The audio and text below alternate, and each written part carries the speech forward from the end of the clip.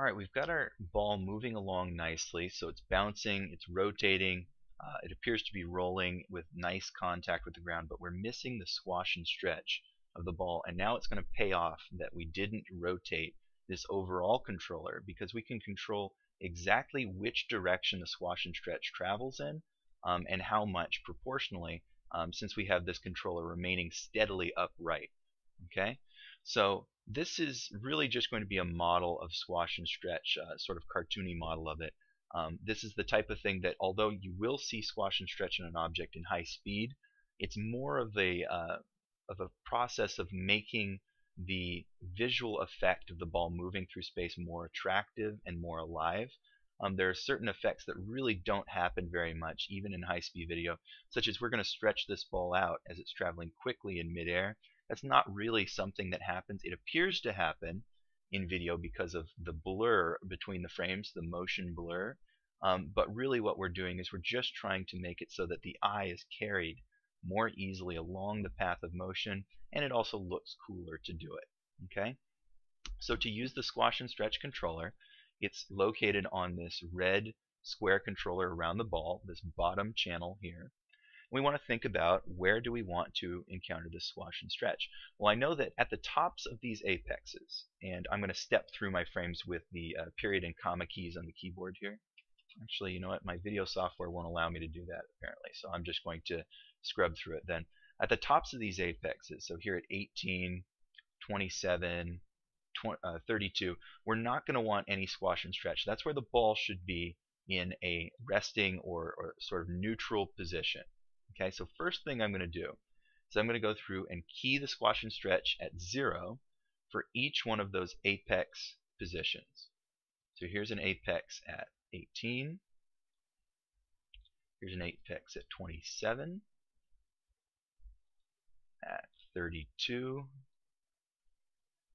Let's see, 35. So in the dribbles, I'll go ahead and do it as well. I will want to have a tiny bit of squash and stretch during the dribbles to give it more of a plastic feeling and a little bit of shape change to show that something is happening. So I'm going to key each one of those apex positions. And then this final contact position, I know I'm going to want it to just retain its shape, so I'll key it there, and I'll just key it at the end for good measure. Okay, so nothing should happen yet, no squash and stretch. It's all just keyed at 0.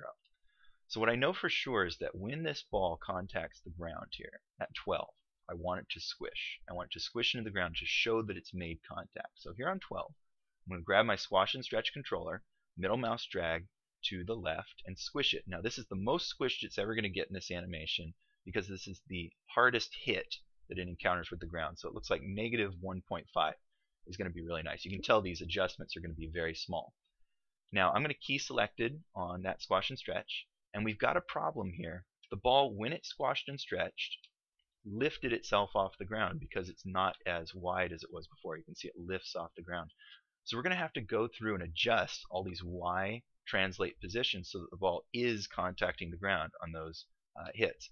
First, let's just go through and do the squash and stretch, then we'll worry about fixing that. Okay, so I've got that squash position. Here's a neutral position. Here I want it squashed, but I want it less than the first one, so not quite negative 1.5. Let's do 1.1. Key selected. Okay, third hit, we'll do it like maybe negative 9 or so. Okay, that looks fine. Key selected. There's midair. Here's another hit. Do a nice small one. I'm going to hold down Control so I get a more minute scale of squash here. Key selected. Midair. Squash, so even less than that. Holding down Control again. I'll squish it to maybe at about 0.3. Okay, up in the air. Squashed. And 0.2.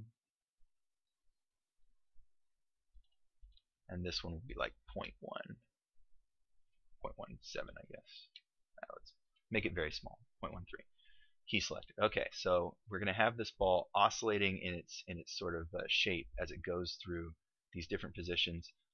Watching this right now, we can kind of see that effect, but there's a couple problems with this. One is what I already talked about. It's lifted off the ground. It's not hitting the ground. on these contact positions. Another problem is that it's squishing uniformly from its rest position to its squashed position during the entire fall, which is not what we want. We want a shape change between its fastest free motion in midair to its squashed position on the ground. Okay? So what we really want is we want to key frame 11 and frame 13 being the fastest points of motion that are not being squashed. We want to stretch the ball at that point, so we have a really nice snappy change of shape at that point. So instead of leaving this at negative 1.3, I'm going to increase this so that it's stretched about an equal and opposite amount in the other direction. So about 2, it looks like. That's probably a little exaggerated, but that's fine. And I'll key selected at that point. So what I should get now, from the neutral position, it stretches itself out and then squashes in one frame like that. Okay? And I'm going to do the same thing on 13. I'm going to increase the amount of stretch, probably a little bit less than the opposite side. And then I'm going to key selected. And this is the type of thing, again, that we can fix our guesses in the graph editor once we take a look at that. But I'm just going to go through very quickly and set all of these positions. So 25 it should be stretched out. Key selected.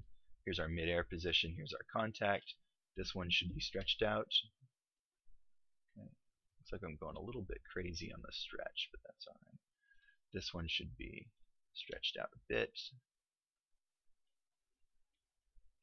Key selected.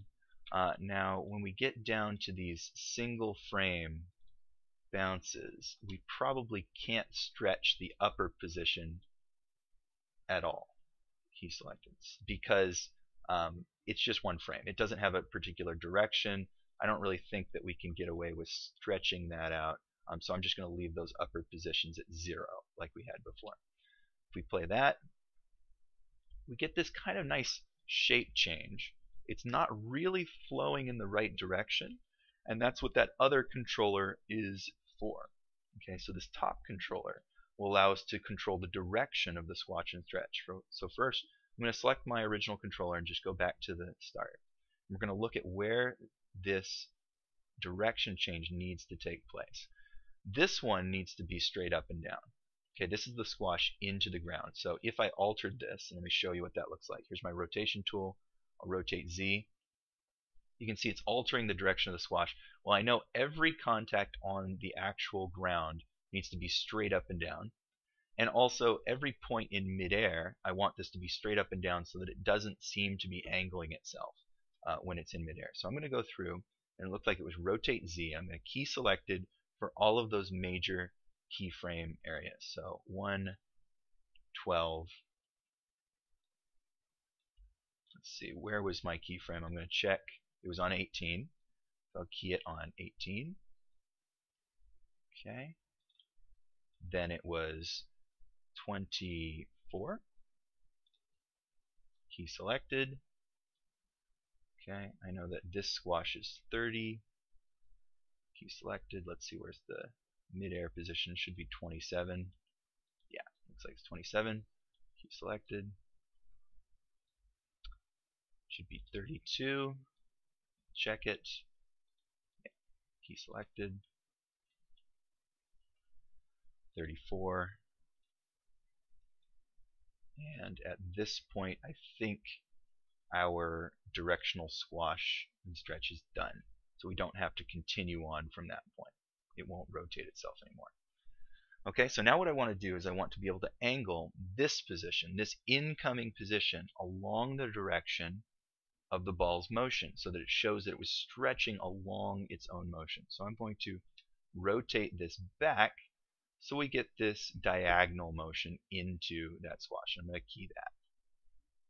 Okay, so what I should get is that this ball is relatively flat, and then it starts to angle itself in like this. We could do an even more extreme example if I went back to like frame 6, for instance, where the squash is first being recognizable and I moved it sideways like this. It would give it this sort of flopping appearance. So I'm going to go ahead and key that as well. But I won't do that on every bounce because it's really not all of that necessary. It won't be that noticeable. So there's our squash. Here's our outgoing bounce, so I'm going to angle that forward along its motion. Here it was returning itself vertical at this point, so I don't want that, so I'm going to switch this to being very horizontal, and then as it returns we won't be able to see that it's snapping back to a vertical position. There we go. You can't really see that transition there, but we can see that the angle of motion is moved over horizontally at that point, so it's necessary at this point. So here we are at frame 23. We want to angle this backward in the path of action that it was taking. Key selected. Let's check and see if we have to tilt that over. We might as well. We might as well go ahead and do that at frame 20. Make this quite horizontal here. Key selected. Okay, there's our squash. This one needs to be angled forward. Key selected. Okay, and it's no longer necessary to do our adjustments up there because it's happening too quickly. This one we certainly need to do. Key selected, squash, angled forward. Key selected. And now we no longer have our directional stretch, so we don't need to do it anymore. So let's take a look at that effect. You can see that it's starting to look rather nice and springy and alive. We can kind of see this illusion of motion or illusion of speed taking place with the squash and stretch. It's looking rather nice. Now we could go through in our graph editor and alter these graphs so that they're even more attractive. You can see we've got our squash and stretch channel, and this is what it looks like here. A little bit confusing. What you should know, though, is that you should not alter this graph if you don't know what the effect is going to be. Okay? So what I mean by that is that every motion that you're modeling is going to have a visible repercussion here on the screen. So if you're changing something about this graph, do it only if you have a very good reason. So for instance, at the top here, we've got a maximum amount of stretch here. Is it necessary for us to take this side of it and stretch it out, let's say, so that we have a eased in amount of stretch? Probably not. It's probably not necessary. Now if you want that, if you want the ball to suddenly become much more stretched and then sort of settle on a stretched position here, you could do that. That's what this effect would entail. In the opposite direction, if we pulled this down so that the ball was very neutral shaped longer, it was much more round, and then suddenly became stretched at the end, that's what this sort of graph would model. And this is in fact what I would usually do if I was to alter these graphs. So I'm going to just go ahead and do that pretty quickly, but just know that in the future, if you don't know what the effect of altering the graph is going to be, you might as well just not do it. Okay, I'm going to flatten out that position. That's my neutral position there in midair. I'm going to break this, and I'm really only going to do this for these first two. Well, I guess the third one can handle it as well. I'll do it for these first three. So these ones I'm going to make flat.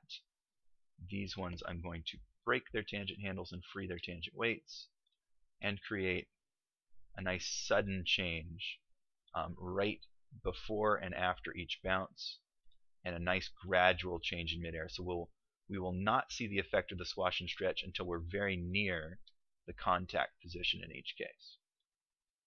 Okay.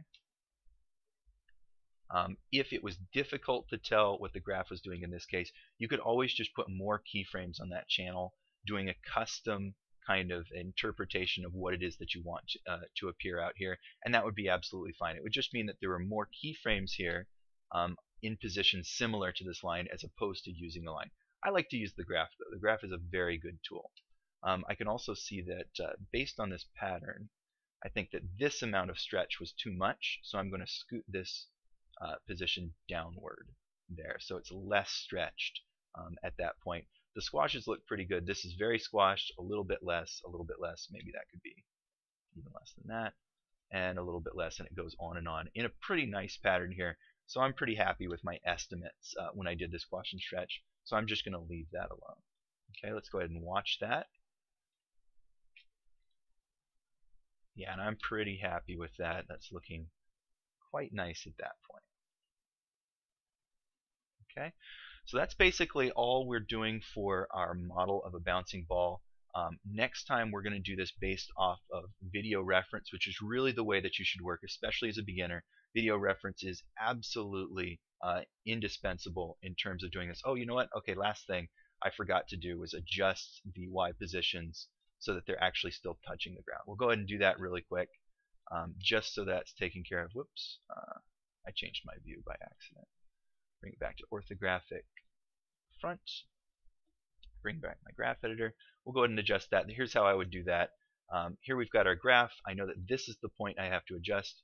Rather than doing that blindly, I'm going to zoom in and adjust this point on the graph just until it touches. Bingo. That way I don't have to key select it each time. It's already taken care of. This is the animation that we're going to see. So I'm going to take this point and adjust that down. Do want to be detail oriented when we do this stuff. The more hard work that you put in, the better the result that you get. Take this point, scoot it down. Okay. And our last point that's probably necessary. The rest of these probably look fine. It's probably a good idea to go through it anyway. Good practice. Good to put in this amount of work. Okay. My window appears to have frozen. I might have crashed Maya. Let's see. Yeah, I might have crashed Maya just now. Anyway, that's all we're going to do for today. This was a really good exercise to just work with the graph editor and see how it worked. Next time we'll do it with video reference.